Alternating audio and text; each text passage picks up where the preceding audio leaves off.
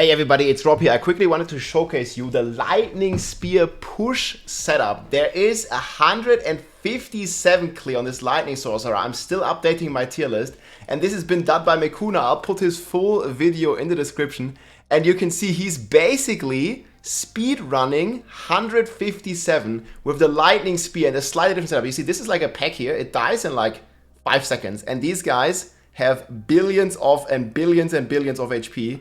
And yeah, it's completely crazy. It's basically a build that is sustaining itself, like playing very high amounts of attack speed, and quite different setup. I'm gonna watch some more here, but he basically managed to clear the 157 as the first player that I know of, and this is right now at least 10 tiers higher than the next highest clear of a Druid. Again, we're gonna have an updated tier list soon. The planners are here in the description. Mekuna also made the planner himself, but I don't think this is quite updated yet because it's missing some stuff. But we have the planner here. I also checked a bit with Northwa, and there's also some new attack speed breakpoints that come to light.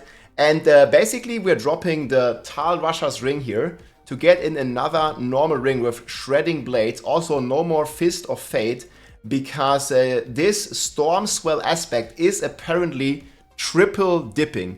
It applies to frozen enemies when you have a barrier. It applies to vulnerable enemies. It's basically giving you 90% X in certain circumstances.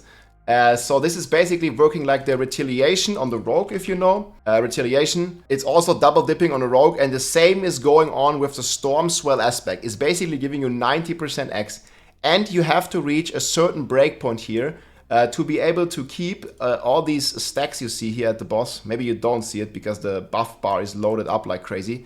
But there is 50 stacks even on single target on this new Sorc build. 50 conjurations active at all times. And this basically just allows you to shred through the entire rift here. I'm going to show you the rift, and then we're going to talk in detail about the setup here. But yeah, check out Mekuna. Also check out Northwa, who's been theory crafting a lot on this build. And yeah, you guys can kind of see here, like his conjuration stacks are crazy. And obviously on a single target, he can reach up to, not on a single target, on multiple target, he can reach up to 60 conjuration stacks.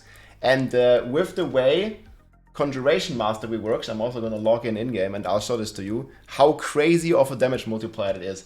And this has already been one of the strongest passives kind of in the game, and now got even stronger with the recent patches. It's also giving you basically infinite mana, even though you're not really spending much mana. He still has the Frozen Orb on the bar, but he's not using it much. It's basically all about spamming your Lightning Spear.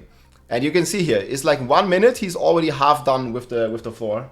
And I showed this to you in game here. The Conjuration Mastery can go up to 13x if you masterwork your amulet with Conjuration Mastery. And again, this 13x is multiplied with all the stacks that you have. So you go in game and you see he has 50 stacks or 50 something stacks. So you just take 50 and you multiply it by 13, and you see that you're getting 650% X multiplicative damage. So that basically means your damage is multiplied by 7, 8.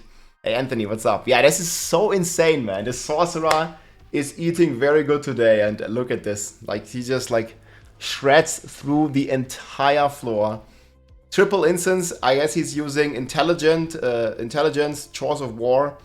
And no more Turiel's Might either, so I guess he's using a Soothing Spice to pre-buff. And very important, no crit elixir. You want to use attack speed elixir because you want to use reach a specific breakpoint, which is 80, or was it? I think it's 89.3% attack speed, including unstable currents, and obviously the elixir of advantage that gives you a 15% attack speed multiplier. This one. This is the elixir you want to use. And together with your unstable currents giving you 25, your Fist of Fate giving you attack speed, your ring giving you attack speed, and then your other ring instead of Tal Rasha also giving you attack speed, allows you to hit 89%. And you guys can see he like basically shreds through the entire floor in just 3 minutes.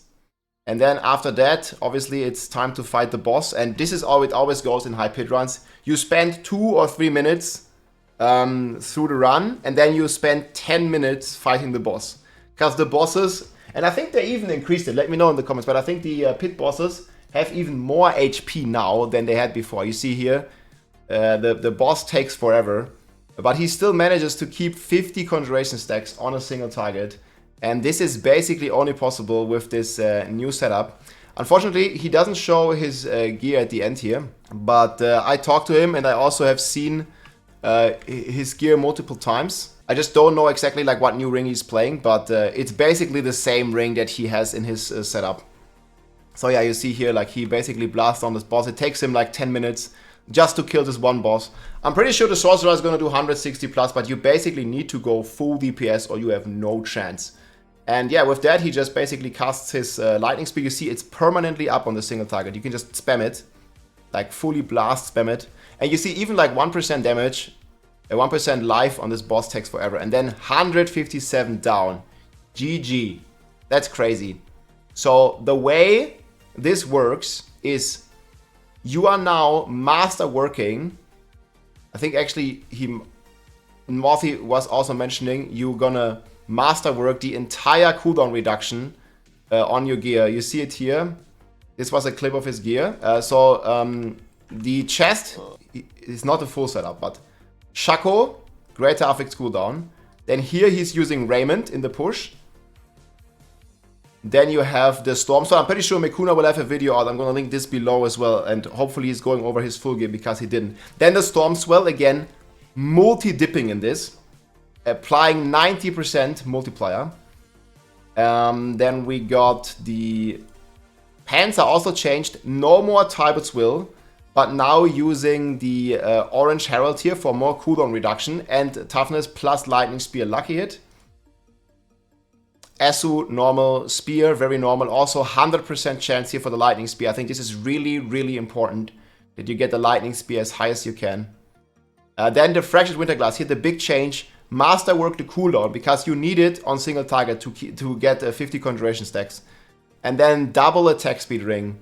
The Tarasha ring here is not what he's using, but he rather uses Shredding Blades with Lightning Spear cooldown and crit damage. And this attack speed again allows you, I also noticed it in the note here, this is the attack speed that you need to reach. 89.3, you need 60% plus CDR. So ideally you have a Shaco with a greater affix or you need to play Tarasha. And then a Winterglass with 0.7 seconds or higher. So this has a very, very crazy gear requirement to make it work on a single target. But for the average player, again, I think you can just play either the non-Uber version with Fist of Fate, because that procs your Winterglass. But then you just play like, you know, a bit lower pits and the single target will be a bit more of a struggle. But on lower tiers, it's gonna be fine on the single target. And yeah, then there is some more skill tree changes as well on the pit push variant, because again, you are playing Raiment, no materials, because you need DPS. You need all the DPS in the world. So now we are maxing the Potent Warding, which basically gives you maximum resistance. And together with his Soothing Spice, you're actually getting to like, I think it's a 77 all rest anyways, even without 2 Real's Might. And I think the rest here is pretty similar. You want to put more points in Teleport. You're not playing with Crackling Energy that much anymore, so you're getting rid of the Supreme Unstable Currents, and you're putting more points in Teleport. You don't need Static Discharge that much. We still have 1 point because we have a Glyph.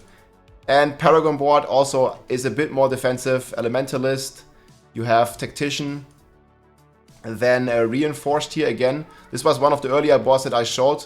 So we completely dropped the Mana Glyph. We're not playing Unleashed anymore, but we are playing Reinforced again. And then still Crackling, because there is still a charge, because there's still enough Crackling energy, even without, you know, all the points in your Static Discharge. It's still gonna be fine because you're gonna be a lot more stationary, especially during long fights here against the single targets.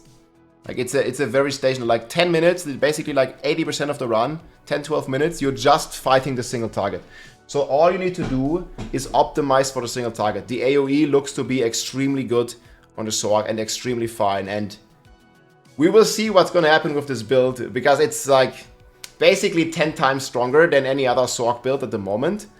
We'll see. I really hope they don't nerf this build. Let me know in the comments what you think. I think the build is a lot of fun. We'll just have to see how it's gonna go in the end. You know, they've historically done this with Hoda Barb, they've done this with Ball Lightning. And I don't really like it where they, like, you know, destroy the builds. Like, you know, we had Lightning, Ball Lightning in Season 2 being very strong and very good, and we had the Hoda Barb as well. And it doesn't seem there's like a good middle ground. Like they either divide the damage by 10 or divide it by 100 rather than keeping it a viable build. Because in comparison to this, like they could bring back Ball Lightning. They could bring back the Hoda Barbs. You know, and it would be around a similar power level. And I think that's really what the players want. Like, people don't like nerfs, man. And I don't know why it continues to happen. One good thing is there's nerfs. They seem to not happen during the mid-season patches. So come season 6, I'm not sure what's going to happen with this build. But I'd much rather, like, you know, buff everything to the level of stuff. I also don't agree, obviously, with the Barb nerf that they did. Like, they gutted all the key passives on the Barb to bring it like way down, rather than doing what they actually said they would do, bring all the classes up to the Barb level. And I mean, this sorcerer here is certainly on the Barb level. So I don't know, man, what happened with our key passives.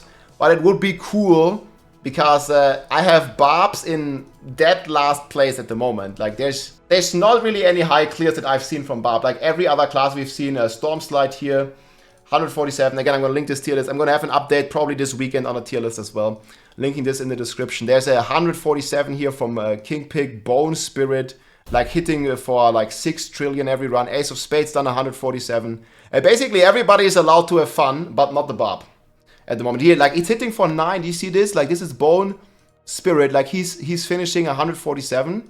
And he's hitting for 9 billion per hit. Like, hello, this is what Hoda Barb was doing, but Hoda Barb got divided by 10. I mean, we'll see, guys. Sorcerer is amazing. Like, we are just, this season, we just identify as Sorcerer. It's 2024. We are still Barbs at heart. We identify as Sorcerer in Season 5. Sorcerer is amazing. Go try it out. Check out Mekuna. Also, check out Northwa. This build is fantastic. Again, try to reach 89.3 attack speed, 60% cooldown. Winterglass with 0.7 or 0.8. It's gonna rock. And I'll see you soon, my friends. GG. If you like this video, make sure to subscribe, leave a like or a comment. I'm also live on Twitch almost every day, so come and say hi.